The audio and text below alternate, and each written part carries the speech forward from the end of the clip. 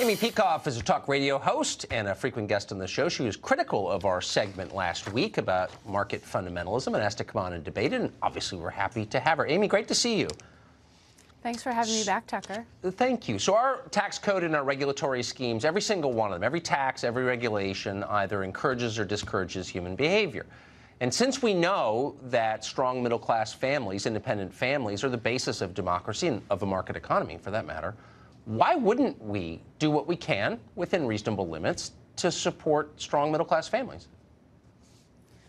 Well, so what you're talking about there is market intervention. And so when I watched your monologue last week, and kudos to you for starting off the year with a bang, Tucker, when I watched that, what I saw is that while you and I have a lot of overlap in terms of what are the components of a good life, what can constitute happiness, we have a different idea of values. And in particular, what I saw in your monologue, Tucker, is that your conception of value is lacking one particular aspect that the free market provides for, which is choice. Values depend on choice, and they depend on them not just because you have to exercise reason and free will to produce human values. That's kind of a separate exercise. But if you take purpose, for example, which you talked about as a component of happiness, purpose is something that if it's going to make you happy, for you to pursue a purpose in life, it's something that you choose for yourself. I mean, imagine if the government gives you a list of approved purposes. Every market intervention, the ones that you were talking about in the intro here, you know, the regulations and the tax code and everything else, are little bits of force that the government exerts to keep people from making free choices. And a value requires that you choose it, you know? That's really, I think, the fundamental difference between what you're saying is, what you're saying is true, that all law, all regulation, all taxes, as I said in the intro to my question to you, encourage or discourage human behavior and therefore limit choice. That's their nature, okay? That's never going to change.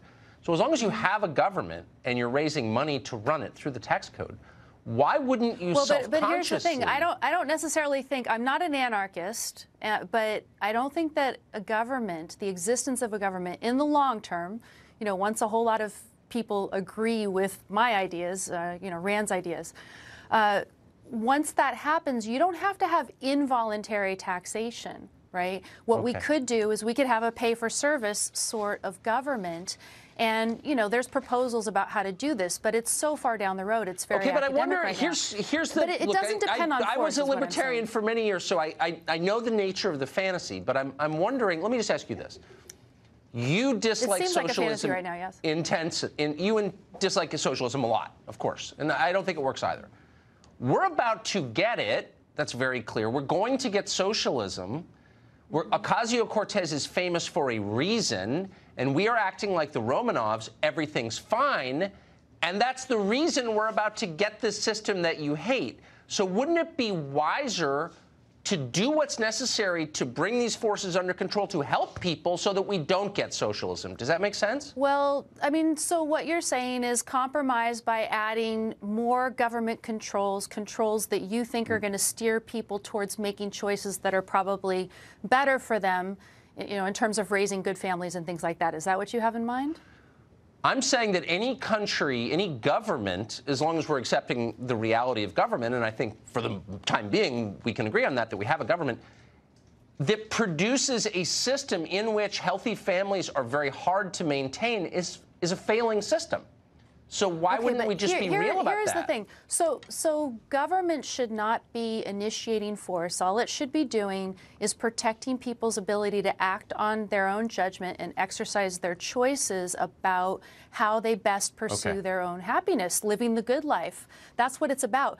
Government cannot make people happy. No market system can make people happy.